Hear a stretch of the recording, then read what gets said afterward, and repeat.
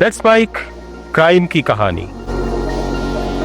किसी ने कभी यह सोचा नहीं होगा कि दाऊद की बीवी की वजह से भी पीएम मोदी पर सवाल उठेंगे। मतलब जिस दाऊद को कोई कभी छू भी नहीं सका, उसकी बीवी महजबीन पाकिस्तान से भारत में घुसी, मुंबई आई और वापस चली गई और किसी को कुछ पता नहीं चला। कैसे?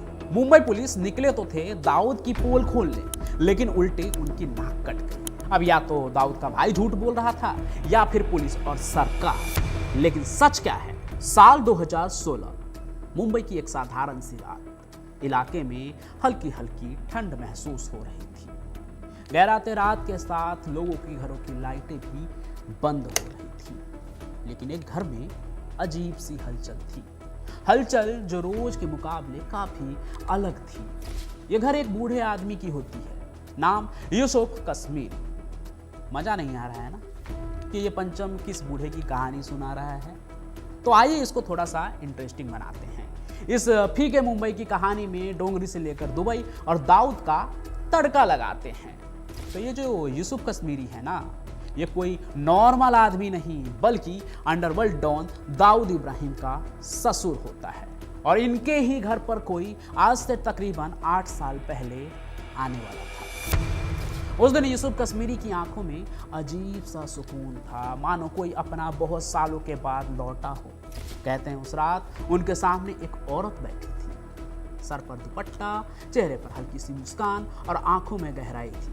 उसने यूसुफ के हाथों को बड़े आदर से पकड़ा और कहा, अब्बू, मैं आपकी महजबीन। जानते हैं ना महजबीन को?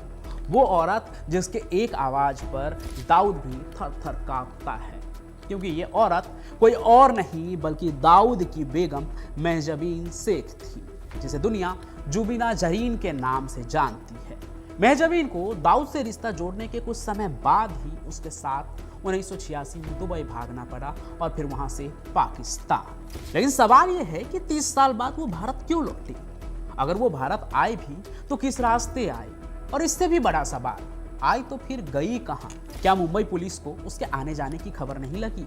क्या मुंबई पुलिस एक बार फिर से फेल हो गई? अजी, जिस दाऊद इब्राहिम को पकड़ने के लिए भारत सरकार पूरी ताकत झोंक रही थी, जिसके नाम से पूरी एजेंसियां हरकत में आ जाती थी, आखिर उसकी पत्नी इतनी आसानी से आई और वापस पाकिस्तान लौट भी गई कैसे?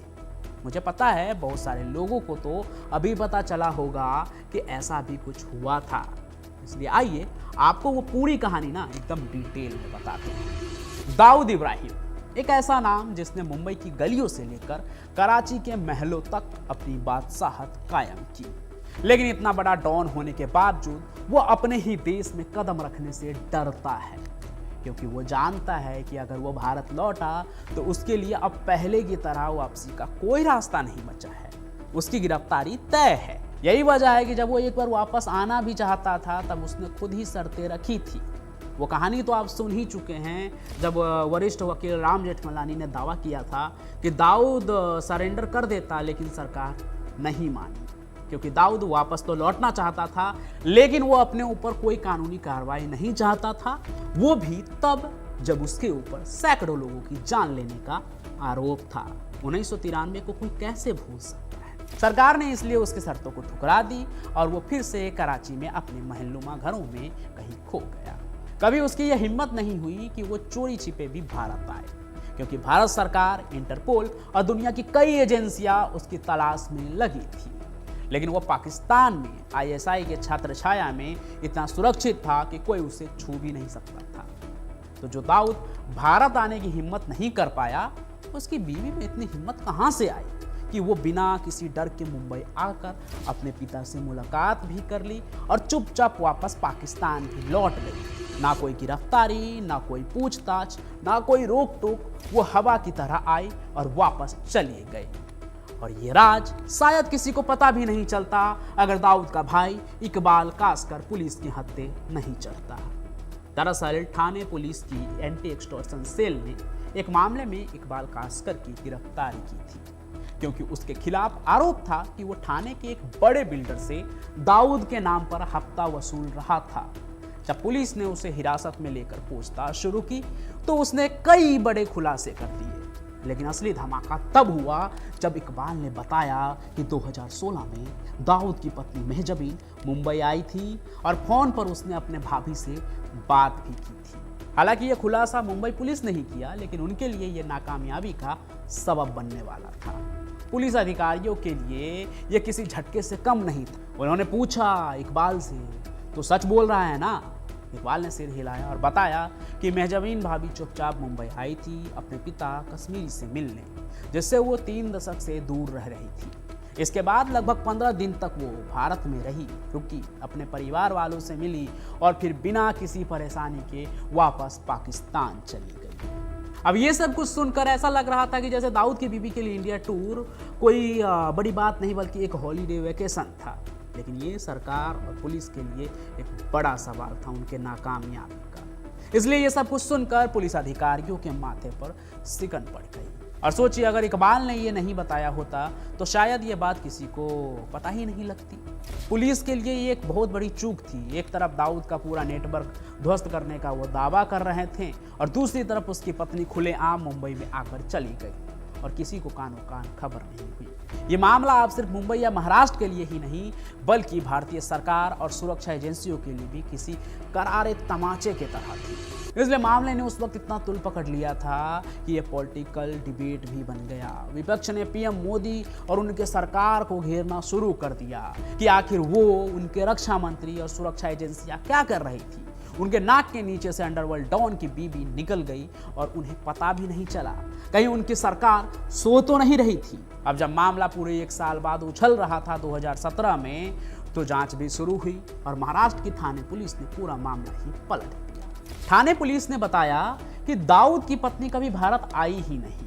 वो पिछले साल पाकिस्तानी पासपोर्ट का इस्तेमाल करके इकबाल कासकर के परिवार यानी कि उसकी पत्नी और बच्चों से मिलने के लिए दुबई गई थी।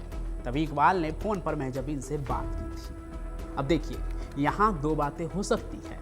या तो इकबाल अपना और अपने भाई दाऊद का दबदबा बढ़ाने के लिए झूठ बोल रहा था ताकि मुंबई के लोगों को ऐसा लगे कि अभी भी दाऊद इतनी हिम्मत रखता है कि कुछ भी कर सकता है, भारतीय सुरक्षा एजेंसी के साथ भी खेल सकता है। या फिर पुलिस ने बदनामी से बचने के लिए कहानी कुछ और ही बनाती।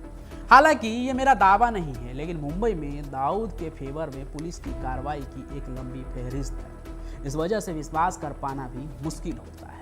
आपको तो पता ही है कि दाऊद जिस रात भागा उस रात भी अंदर का ही कोई मिला था जो पुलिस के रेड पड़ने से पहले ही दाऊद को खबर दे देता है और दाऊद भारत से हमेशा हमेशा के लिए गुल हो जाता है। बाकी दाऊद से जुड़े कहानियों में ये कहानी फिर से उस लिस्ट में शामिल हो गई जिसके बारे में सिर्फ कहानी बनती है, लेकिन ये हुआ कैसे वो रहस्य ही रह जाता है। ठीक उसी तरह जैसे अभी मैंने कुछ देर पहले आपको बताया कि आखिर दाऊद मुंबई से भागा कैसे, इसके बारे में भी सिर्फ कहानी बनती है कि पुलिस पहुंची, 10 मिनट पहले दाऊद निकल गया, पुलिस पहुंच रही थी, किसी ने दाऊद को बता दिया, पुलिस पहुंचने वाली थी और किसी मंत्री का कॉल आ गया। ऐसी तमाम कहानियां बनती हैं, लेकिन उस रात दाऊद भागा कैसे ये आज भी एक रहस्य है। हर चीज़ पता नहीं चलता, बस एक कहानियाँ घूमती रहती है जो कोई ना कोई हमें सुनाता है और उन्हीं कहानियों को एक नई तरीके से मैं भी आपको सुनाता हूँ। हालांकि जो पुराने लोग हैं उनकी कहानी सुनेंगे तो आपको और भी कुछ अलग पता चलेगा। ऐसे जो बड़े बड़े डॉन होते हैं, गैंगस्टर होते हैं, बाहुबली होते हैं क्राइम की दुनिया में, इनकी कहानियाँ ऐसी ही बनती रहती है। आप देख लीजिए, मुंबई में दाऊद हुआ, बिहार में शहाबुद्दीन हैं, ऐसे ही राजस्थान में आनंद पाल कभी हुआ करता था। ऐसे जो बड़े बड़े क्रिमिनल्स होते हैं, डॉन होते हैं, बाहुबली होते हैं, इनकी तमाम ऐसे ऐसे वारदात होती है जो सुनने में अजूबा लगता है कि ऐसा कोई कैसे कर सकता है। हालांकि कुछ तो काफ़ी सच भी होते हैं, उनका अपना ही एक राज था, लेकिन आज के दौर में ये सब काफ़ी मुश्किल है, लोग पकड़े जाते हैं।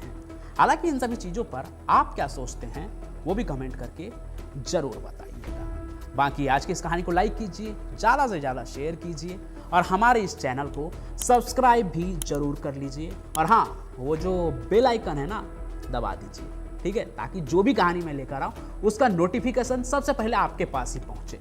बाकी मैं पंचम प्रकाश यूं ही आपसे मिलता रहूँगा अपनी कहानियों के साथ। तब तक के लिए आपका बहुत बहुत धन्यवाद।